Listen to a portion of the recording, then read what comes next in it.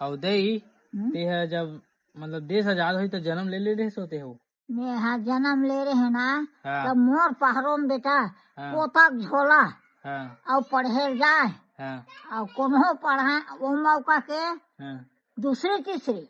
हाँ। तो आजकल के 5वीं और वो मौका 5वीं पढ़े है। हाँ। तो आजकल 10वीं नहीं सका हाँ सही बात है दे जाओ।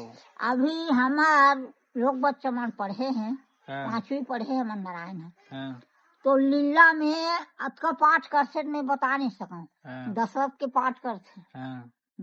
राम के पाठ करते। हाँ। और वो कई पाठ करते लीला में निकलते मोर बेटा मन है। हाँ। और अब के लड़का मन है 12वीं पढ़े है। एक कनी आवत है खेत देखत है वीडियो में भुला है मोबाइल में। हाँ।